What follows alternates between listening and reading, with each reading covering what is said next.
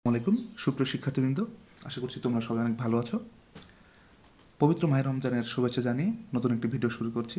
আজ আমরা দেখব অষ্টম শ্রেণী গণিতের দ্বিতীয় অধ্যায় দৈনন্দিন কাজে বাস্তব সংখ্যা থেকে 37 এবং 38 এই দুই পৃষ্ঠার সমাধান। তো আবারও বলে রাখি, যারা চ্যানেলে নতুন বা এখনও চ্যানেলটি সাবস্ক্রাইব করোনি, এখনই চ্যানেলটি সাবস্ক্রাইব করে রাখো এবং বেল বাটনটি অল করে রাখো। বন্ধু বান্ধবের সাথে শেয়ার করো আর ভিডিওটি না টেনে সম্পূর্ণ দেখবে। তো চলো শুরু করি। এখানে বলছে প্রধান বর্গমূলের বৈশিষ্ট্য। বর্গমূলের বৈশিষ্ট্য ব্যবহার করে আমরা পূর্ণ সংখ্যার বর্গমূলের সরলীকরণ করতে পারি। বর্গমূলের কয়েকটি বৈশিষ্ট্য এখানে দেওয়া হলো। শূন্য বা শূন্যের চেয়ে বড় যে কোনো পূর্ণ সংখ্যা এ এবং বি হলে, আমরা মনে করলাম শূন্যের চেয়ে বড় পূর্ণ সংখ্যা এ এবং বি, তাহলে রুট এ ইন্টু রুট এ। রুটে দুইবার আছে, মাঝখানে কোনো চিহ্ন নেই, দ্যাট মিনস এরা গুণ অবস্থায় আছে। ওকে, তাহলে রুট এ আর রুট এ গুণ করলে এ। এটা কিভাবে হলো বলো তো? এটা হলো এই যে এই পদ্ধতিতে,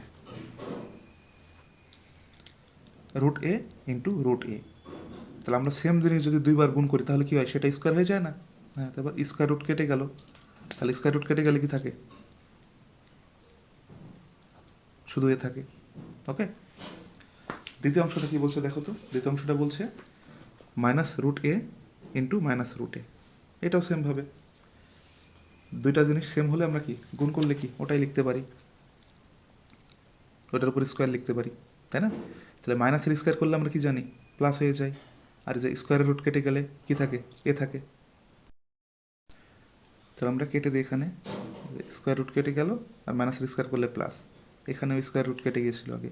ওকে, আচ্ছা, এরপরেরটা কি বলছে, root over A B. Root over A B মানে বলছে যে রুটের মধ্যে যদি একসঙ্গে একের অধিক জিনিস থাকে, গুণ অবস্থায় থাকে, তবে আমরা সেগুলোকে আলাদা আলাদাভাবে লিখতে পারি, রুট এ ইন্টু রুট বি। ওকে, এখানে এটুকুই বলেছে। এবার উদাহরণ বলছে রুট ওভার 36।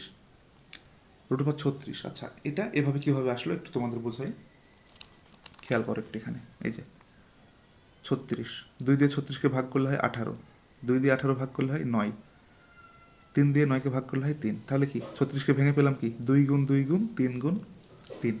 ওকে, 2 গুণ 2 গুণ 3 গুণ 3। এবার আমরা এই যে গুণের নিয়ম থেকে কি পাই, যে আমরা গুণের মধ্যে এগুলোকে আলাদা করে লিখতে পারি। তো রুটের নিচে যেহেতু 2 আছে দুইবার, 3 আছে দুইবার, এগুলো আলাদা লিখি।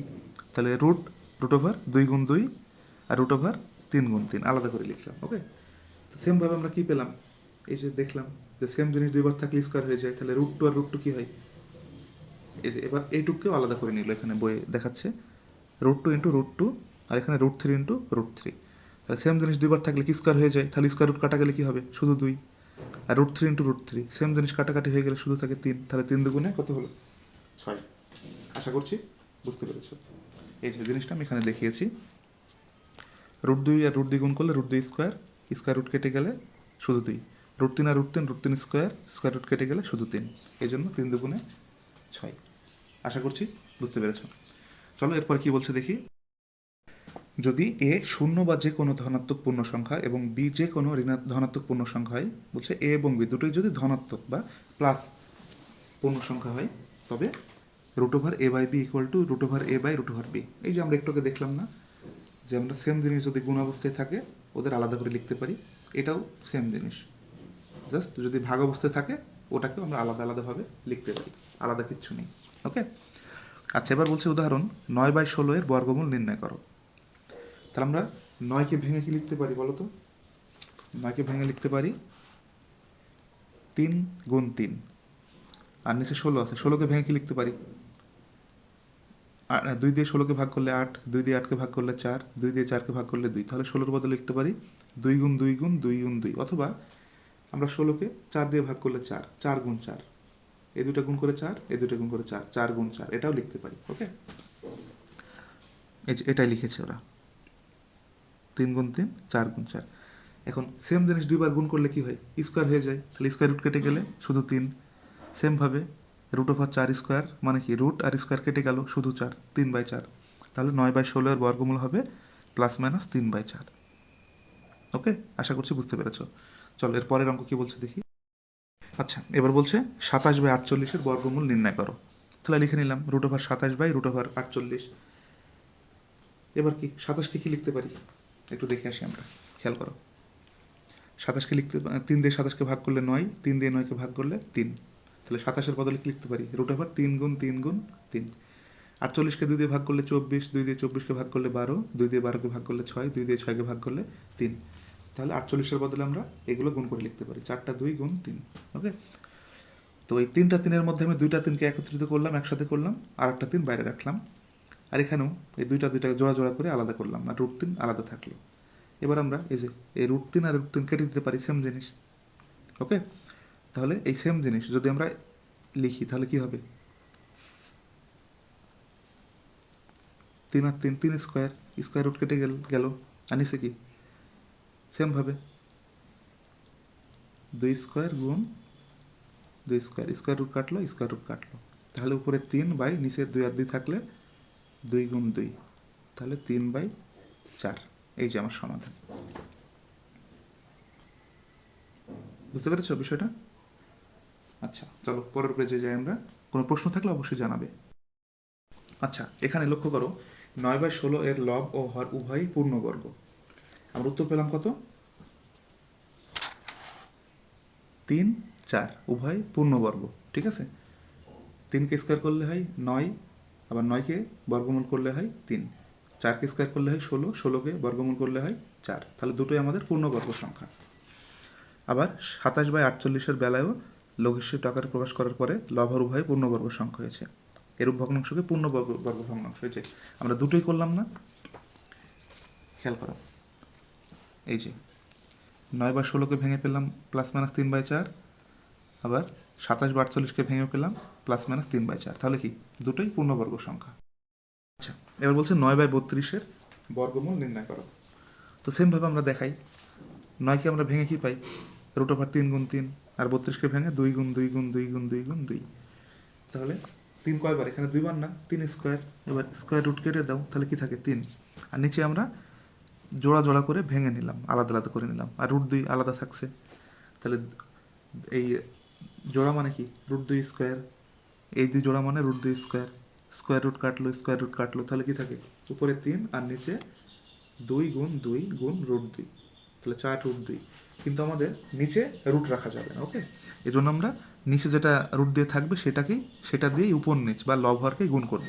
এই যে রুট দিয়ে লবকেও গুণ করলাম, আর রুট দিয়ে হরকেও গুণ করলাম। ঠিক আছে, তাহলে 3 রুট 2 আর নিচে 4 ইন্টু, এই যে এই দুটা সেম না, তাহলে সেম জিনিস হলো স্কোয়ার, স্কোয়ার রুট কেটে গেলে কি থাকে, উপরে থাকে 3 রুট 2 আর নিচে 4 গুণ, এই যে স্কোয়ার রুট কেটে গেলে শুধু 2, তাহলে 3 রুট 2/4 দুগুণে, এই যে উপরে 3 রুট 2 থাকলো, আর স্কোয়ার রুট কেটে গেলে শুধু থাকে কি 2, তাহলে 4 দুগুণে 8, 3 রুট 2/8।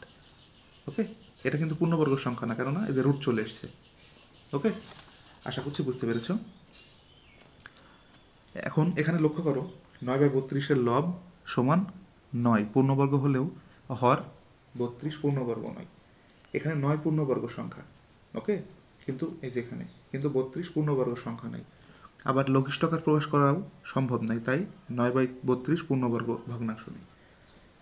আমরা এই যে এরকম ভগ্নাংশ বের করার পর যদি দেখি পূর্ণবর্গ দুটো সংখ্যাই, তাহলে সেটা আমরা পূর্ণবর্গ ভগ্নাংশ বলতে পারবো, আর না হলে বলতে পারবো না। আশা করছি বুঝতে পেরেছো। আচ্ছা, এবার একটি একক কাজ দিয়েছে, চলো দেখি কি বলছে। উপরের পদ্ধতিতে এবং ডিজিটাল ডিভাইস ব্যবহার করে 3টা সংখ্যা দিয়েছে ভগ্নাংশগুলো বর্গমূল নির্ণয় করে পূর্ণবর্গ ভগ্নাংশ কিনা তা চিহ্নিত করো এবং উভয় পদ্ধতিতে প্রাপ্ত ফলাফল তুলনা করে মতামত দাও। তো চলো এই 3টা ভগ্নাংশ আমরা করে দেখি। আচ্ছা, প্রথমটা রুট ওভার 32/50, আমরা আলাদা করে নিলাম রুট 32/50। 32কে ভাঙলে 5টা 2 পাওয়া যায়, আমরা তো জানি 2 গুণ 2 গুণ 2 গুণ 2 গুণ 2, আর 50কে আমরা কি লিখতে পারি, 2 গুণ 5 গুণ 5, 5 দুগুণে 10, 5 10 50।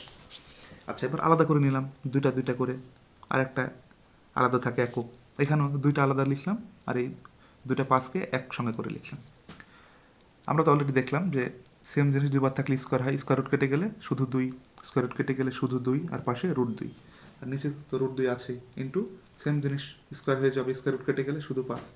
এখন আমরা যদি এই রুট 2 কেটে দিই, তাহলে কি হয়, 2 দুগুণে উপরে 4 আর নিচে কি 5, এই যে আমাদের কাঙ্ক্ষিত সমাধান। এটা হচ্ছে তাহলে কি পূর্ণবর্গ, তাই না?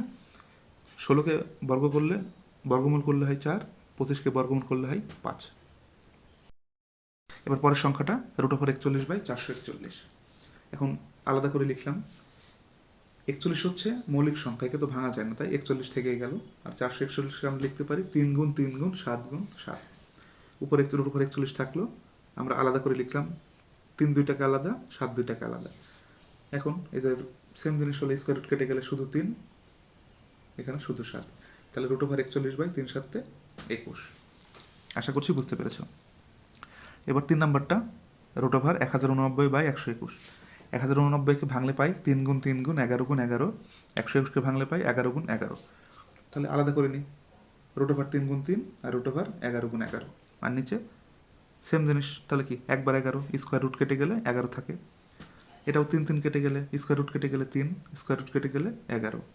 এবার নিচের 11 উপরের 11 কেটে দাও, তাহলে থাকে 3। আশা করছি বুঝতে পেরেছ, খুবই সহজ একটি অঙ্ক। তাহলে আমরা বইয়ের অংশে মতামতে কি লিখতে পারি বলো তো? মতামতে লিখতে পারি আমরা প্রথম আর শেষ এই দুইটা ভগ্নাংশ কি পেলাম? পূর্ণবর্গ, তাই না? 32/50 ও 1089/121 লিখতে পারি এই দুটি হচ্ছে পূর্ণবর্গ ভগ্নাংশ।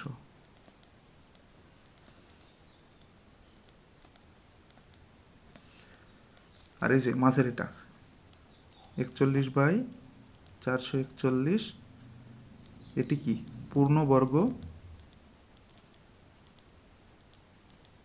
ভগ্নাংশ নয়। আজকে এ পর্যন্ত দেখলাম, কালকে আমাদের পরের অংশ থেকে শুরু করবো ইনশাল্লাহ। তো আজকে এ পর্যন্তই। আবারও বলি, এই যে এই দুটো আমরা তো পূর্ণবর্গ পেলাম, তাই না? একটু দেখিয়ে দিই তোমাদের, তাহলে ক্লিয়ার হয়ে যাবে। এই যে কত পেয়েছিলাম আমরা? 4/5, 1 নাম্বারটাকে করে, এটা পূর্ণবর্গ। আবার এই যে শেষেরটা, এটাও 3 পূর্ণবর্গ সংখ্যা, কিন্তু এটা তো পূর্ণবর্গ সংখ্যা না, এই কারণেই এরকম লিখলাম। তো আজকের মতো এ পর্যন্তই, সবাই ভালো থাকবে। আর যারা এখনও চ্যানেলটি সাবস্ক্রাইব করোনি, সাবস্ক্রাইব করে দিবে, বেল বাটনটা অল করে রাখবে, আর ফ্রেন্ডদের সঙ্গে শেয়ার করবে। ভিডিওটি সম্পূর্ণ দেখবে, না টেনে। তো আজকের মতো পর্যন্তই, আল্লাহ হাফেজ।